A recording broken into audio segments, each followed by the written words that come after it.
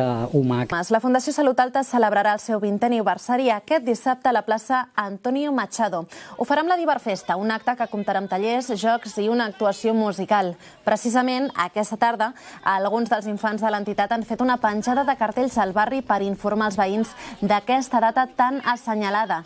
Els plats forts de la jornada seran la presentació d'una cançó dels Catarres, que han versionat des de l'entitat per commemorar el seu aniversari i el dinar popular. La celebració tindrà lloc de 10 del matí a 4 de la tarda i el preu del menú serà de 3 euros, el qual constarà de paella vegana, beguda, postres i un detall commemoratiu. Recordem que la Fundació Salut Alta vetlla pel desenvolupament integral de la població del barri, oferint especial atenció als menors i a les persones més vulnerables.